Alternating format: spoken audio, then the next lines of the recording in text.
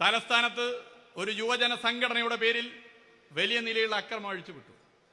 അവിടെ പ്രതിപക്ഷ നേതാവ് തന്നെ അതിന് നേതൃത്വം കൊടുക്കുക. എന്നിട്ട് അദ്ദേഹം പറയുകയാണ്, നിയമം കയ്യിലെടുക്കും, ഞങ്ങൾ അടിച്ചാൽ തിരിച്ചടിക്കും, മുഖ്യമന്ത്രിക്ക് ഈ സ്ഥാനത്തിരിക്കാൻ നാണമുണ്ടോ എന്നാണ് പ്രതിപക്ഷ നേതാവ് ചോദിക്കുന്നത്.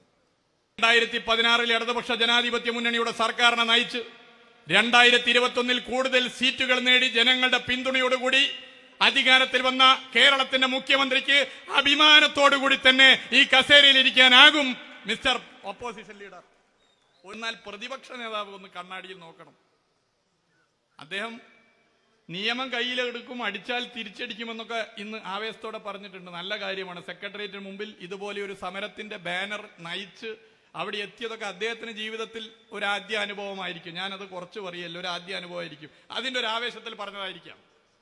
പക്ഷേ അദ്ദേഹത്തിന്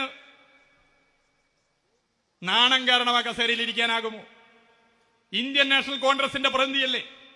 ഇന്ത്യൻ നാഷണൽ കോൺഗ്രസ് ദേശീയ പാർട്ടിയല്ലേ? ഇന്ത്യൻ നാഷണൽ കോൺഗ്രസിന് ഒരു പ്രഖ്യാപിത നയമില്ലേ, ഒരു നിലപാടില്ലേ? ഭരണഘടനാ പദവികളിൽ ഇരിക്കുന്നവരെ BJP ഇതര സർക്കാരുകളെ അസ്ഥിരപ്പെടുത്താൻ വേണ്ടി എല്ലാ നിലയിലും ഉപയോഗപ്പെടുത്തുന്ന ശ്രമങ്ങൾ BJP കേന്ദ്ര സർക്കാർ നടത്തുന്നതിനെതിരെ നിലപാട് സ്വീകരിച്ച് ഇന്ത്യൻ നാഷണൽ കോൺഗ്രസിന്റെ നേതാവായി പ്രതിപക്ഷ നേതാവിന്റെ കസേരയിൽ ഇരിക്കുമ്പോൾ അവിടെ BJPയുടെ B ടീമായി അതിന് എല്ലാ സൗകര്യം ചെയ്തു കൊടുക്കുമ്പോൾ നാണമുണ്ടോ കേരളത്തിന്റെ പ്രതിപക്ഷ നേതാവിന് ആ കസേരയിൽ ഇരിക്കാൻ? നാണമുണ്ടോ?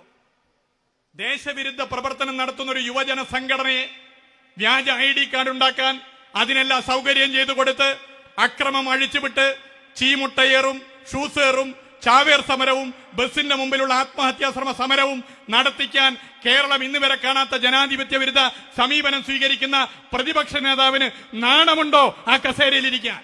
ഈ ചോദ്യമാണ് കേരളം ചോദിക്കുന്നത്.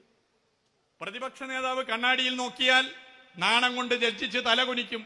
നാണത്തിന് കയ്യും കാലും ജീവനുണ്ടെങ്കിലും പറയും, ഞാൻ പിറകിലാണ്, ഇദ്ദേഹം മുന്നിൽ നടക്കട്ടെ. ഞാൻ വ്യക്തിപരമായി പ്രതിപക്ഷ നേതാവിനെ ആക്ഷേപിക്കുകയല്ല, രാഷ്ട്രീയമായി പറയുകയാണ്.